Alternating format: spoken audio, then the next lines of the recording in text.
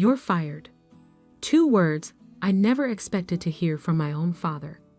Yet there he sat behind his mahogany desk, his steel gray eyes fixed on me with a coldness I'd never seen before.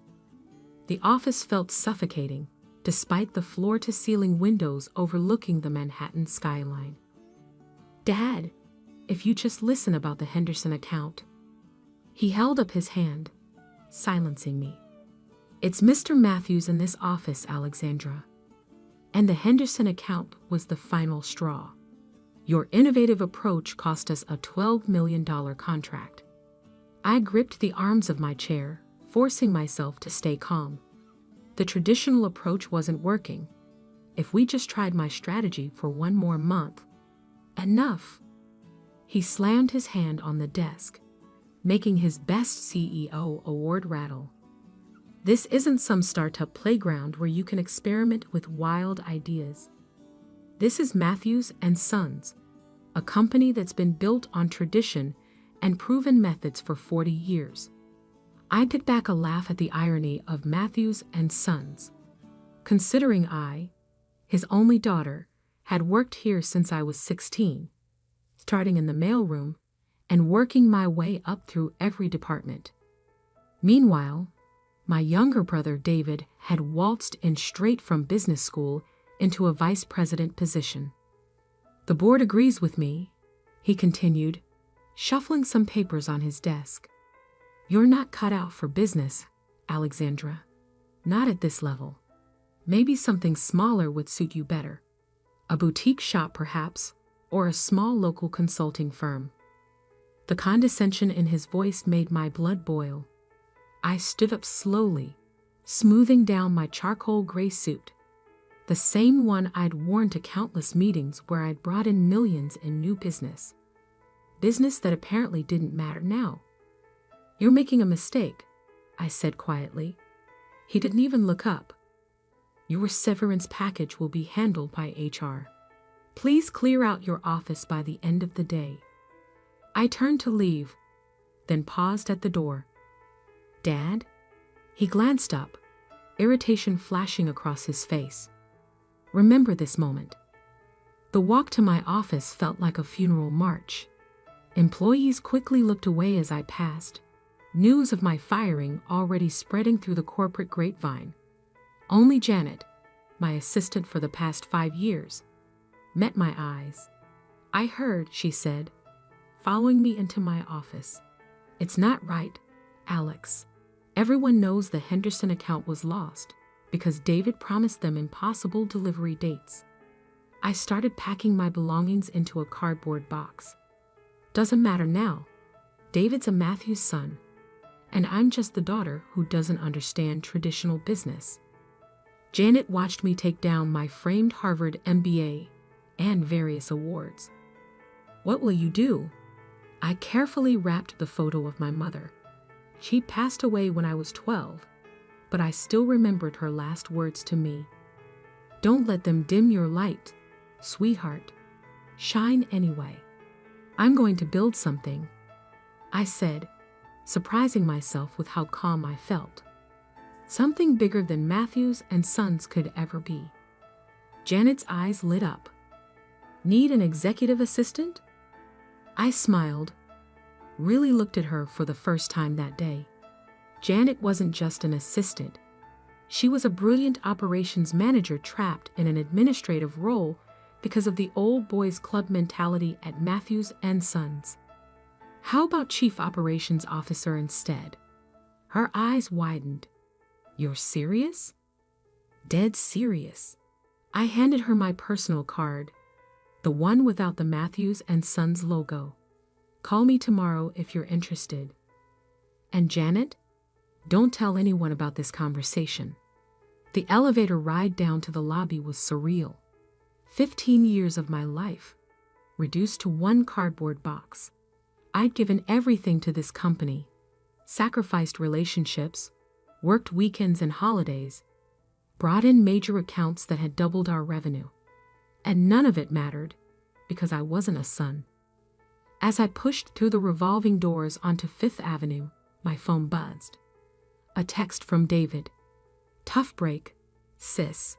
But don't worry, I'll take good care of your clients.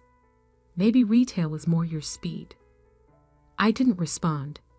Instead, I hailed a cab and gave the driver an address in Brooklyn. Time to visit the one person who had always believed in me.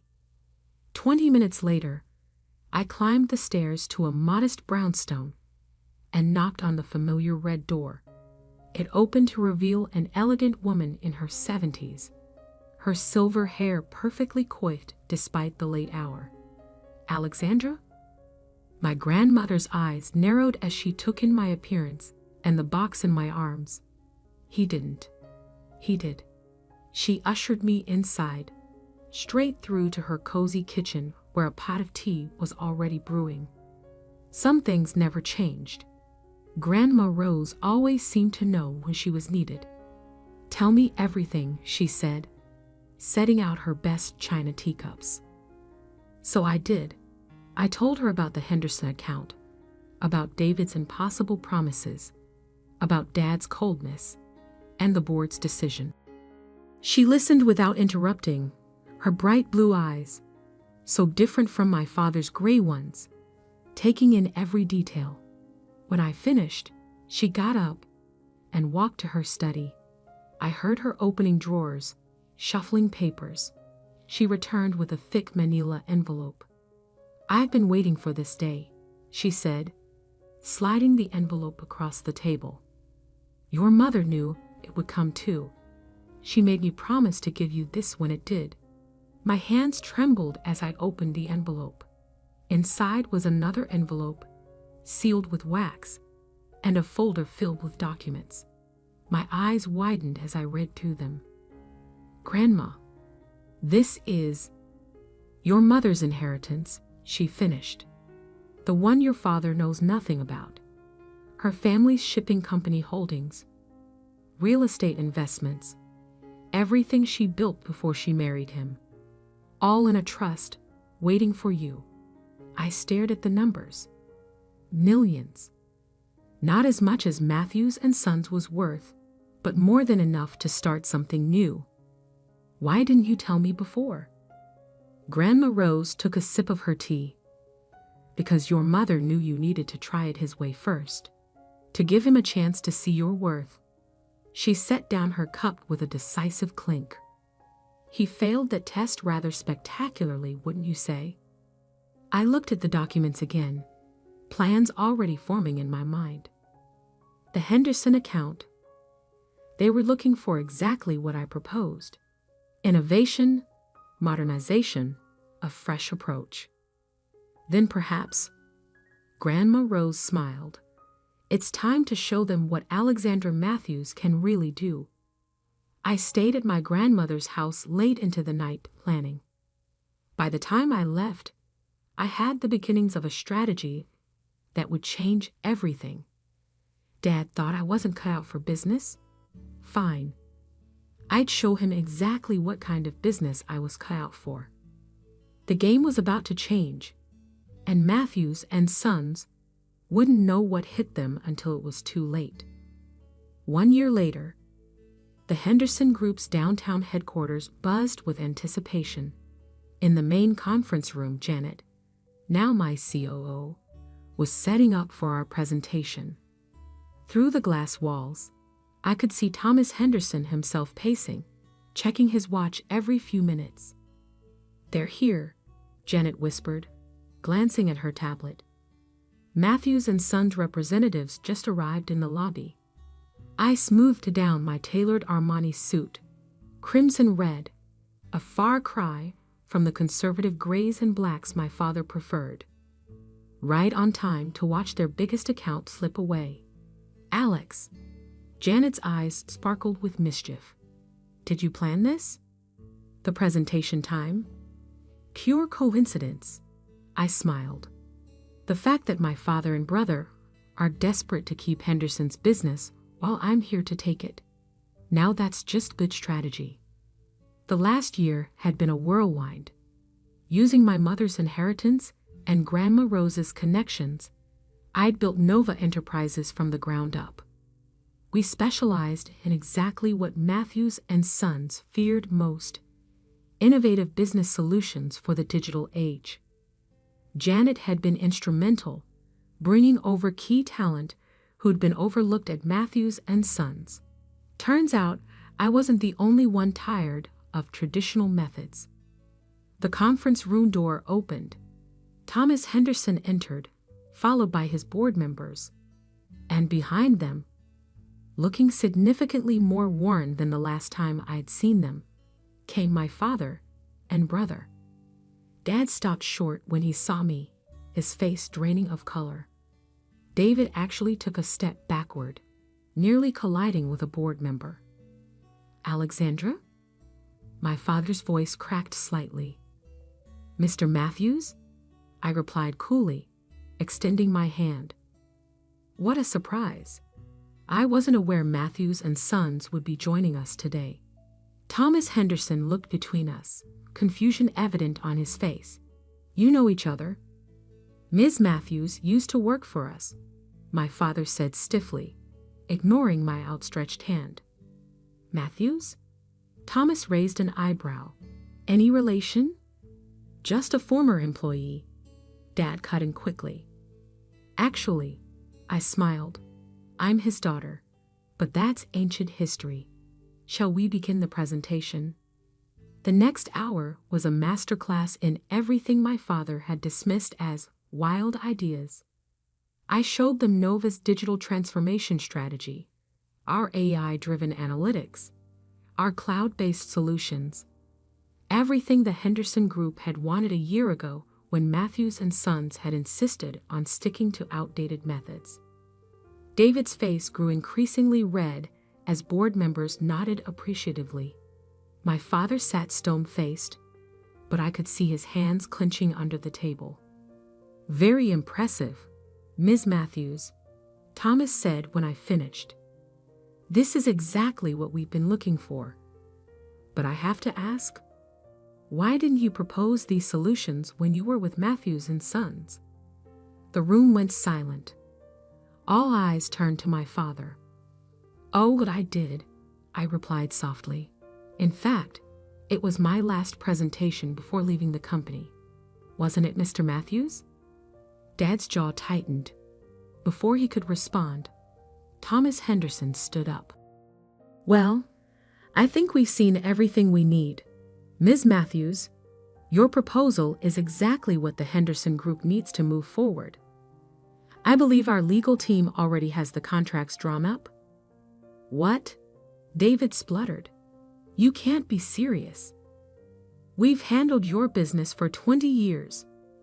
And in those 20 years, you've fallen behind every technological advancement in the industry," Thomas replied firmly. "It's time for a change." As the contracts were being signed, I caught my father's eye. He looked older somehow, defeated. Part of me felt a twinge of sympathy, but then I remembered that day in his office, his cold dismissal of everything I tried to build. The Henderson account was just the beginning. Over the next 6 months, Nova Enterprises systematically targeted Matthews and Sons' biggest clients. We didn't poach them. We simply offered them what they'd been begging for: innovation, efficiency, results. One by one, they jumped ship. Then came the day I'd been waiting for. Janet burst into my office, her face flushed with excitement. "Alex, you need to see this." She handed me her tablet. On the screen was a financial news article: Matthews and Sons stock plummets amid client exodus. Bankruptcy fears loom. Below was a photo of my father leaving his office, looking haggard. The caption read, "CEO Robert Matthews declines to comment on company's future." My phone rang. Grandma Rose's number. "I just saw the news," she said when I answered. "How are you feeling?" I looked out my office window at the Manhattan skyline. From here, I could see the Matthews and Sons building, no longer the towering symbol of success it once was. I didn't do this for revenge. I said quietly. I know, darling. You did it because it needed to be done. Because sometimes the only way to fix a broken system is to build something better. They're going to lose everything, aren't they? Unless someone steps in to save them. There was a knowing tone in her voice. Someone who understands both innovation and tradition. Before I could respond, Janet appeared in my doorway again, her face serious. Alex, your father is here. He's asking to see you. I took a deep breath. Send him in. Alexandra. Grandma Rose said quickly, remember what your mother always said. Don't let them dim your light. I finished. I remember. No, dear. The other thing, she said. Sometimes the strongest bridges are built over the deepest divides. I hung up and straightened my shoulders as Janet showed my father in. He looked nothing like the imposing figure who'd fired me a year ago. His suit was wrinkled, his tie slightly askew. Alexandra, he said softly, we need to talk. I gestured to the chair across from my desk, the same position I'd been in that day in his office. How the tables had turned. Yes, I replied, I believe we do. My father sat across from me, looking smaller than I'd ever seen him. The mighty Robert Matthews, reduced to asking his incompetent daughter for help. The irony wasn't lost on either of us. The board is meeting tomorrow, he began, his voice rough. They're voting on whether to file for bankruptcy or seek immediate merger. He paused, swallowing hard. David's already resigned. Took a position with Goldman Sachs this morning. Of course he had. David had always been good at abandoning ship when things got tough. And you're here because... I kept my voice neutral, professional. Because you won. He looked up, meeting my eyes. You did exactly what I said you couldn't do. Built something remarkable. Modern. Successful. His hands trembled slightly. While I watched 40 years of work crumble because I was too proud, too stubborn to change. I leaned back in my chair, studying him. Did you ever wonder why I stayed at Matthews & Sons for 15 years? Working my way up from the mailroom when you could have given me a top position like you did David. He shook his head. Because I loved that company. Not for its name, not for its prestige, but for what it could be. Every innovation I suggested, every change I tried to implement, it wasn't to destroy tradition. It was to help Matthews & Sons evolve. And I shut you down at every turn, he admitted quietly. Yes, you did. I stood up and walked to the window, looking out at the city. Do you know what really hurt, Dad? Not the firing. Not even choosing David over me. It was that you never once asked why I thought we needed to change. Tell me now. I turned back to face him. Because business isn't about maintaining what worked yesterday. It's about building what will work tomorrow. Mom understood that. It's why her family's shipping company survived when all their competitors went under. His head snapped up. Your mother's company. But that was sold after she died. No, Dad, it wasn't. I pulled out the documents Grandma Rose had given me that night, sliding them across the desk. Mom left it in trust for me. She knew someday I'd need it, either to save Matthews & Sons or to build something new. He stared at the papers, realization dawning on his face. All this time, she knew. She saw in you what I couldn't. What you wouldn't, I corrected gently. He nodded, accepting the truth of it. So this is it then. You'll watch Matthews & Sons dissolve, knowing you were right all along. I pressed the intercom. Janet, bring in the proposal, please. Janet entered with a thick folder, placing it on my desk with a knowing smile before leaving us alone again. What's this? my father asked. A merger proposal. Nova Enterprises wants to acquire Matthews and Sons. His eyes widened. You'd buy us out? No. I sat down again, opening the folder. I'm proposing a true merger. Nova's innovation and digital expertise combined with Matthews and Sons' 40 years of industry relationships and experience. Not destroying tradition, but evolving it. You'd save the company? After everything? You once told me I wasn't cut out for business, I said, pushing the proposal toward him. But what you never understood is that real business isn't about crushing competitors or maintaining power. It's about building something lasting, something meaningful. He picked up the proposal with shaking hands. And the name. Matthews Nova, I replied, honoring the past while embracing the future. And my role? You'd stay on as Chairman Emeritus, focusing on client relationships, what you've always done best. I'd be CEO, leading the company's strategic direction. I paused. As equals this time, father and daughter, finally working together instead of against each other. He was quiet for a long moment, reading through the proposal. Finally, he looked up, and I saw something I'd never seen before in his eyes. Respect. Your mother would be so proud of you, he said softly. She'd be proud of us both, if we can make this work. He stood up, straightening his tie, a glimpse of the Robert Matthews of old. The board meets at 9 tomorrow morning. Join me. I'll be there. After he left, I called Grandma Rose. Well, she asked, how did it go? We're merging the companies. Matthews Nova, bringing the best of both worlds together. She chuckled. Your mother always said the strongest bridges are built over the deepest divides. You've built quite a bridge, Alexandra. The next morning, I stood beside my father in the Matthews and Sons boardroom, the same room where I'd presented countless proposals that had been rejected. The board members watched in stunned silence as we presented the merger plan together. The vote was unanimous. Later that afternoon, I sat in what had once been my father's office, now mine.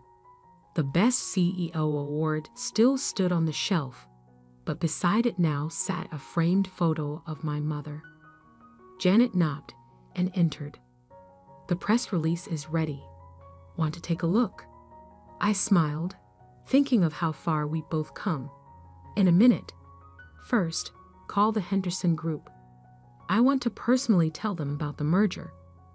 Already done, she grinned. Thomas Henderson said, and I quote, "It's about time those Matthews women took charge." I laughed, then turned to look out at the city. Somewhere out there, in an office much like this one, my father was probably doing the same thing, seeing New York not as it was, but as it could be. A year ago, he'd fired me for not understanding business. Now together, we were building something neither of us could have created alone. Sometimes the best revenge isn't revenge at all. Sometimes it's showing them a better way forward. And sometimes, just sometimes, the black sheep of the family becomes its greatest legacy. That evening, I visited my mother's grave, placing a single white rose beside her headstone. The merger announcement was already making headlines. Matthews Nova, a new era in business. You were right, Mom, I whispered. About everything. My phone buzzed. A text from Dad. Dinner tomorrow? I'd love to hear more of your ideas about the digital transformation project. I smiled, typing back, looking forward to it. The sun was setting over Manhattan, casting long shadows across the cemetery. But I wasn't standing in anyone's shadow anymore. I was casting my own light, bright enough for us all to see by. And that, perhaps, was the greatest success of all.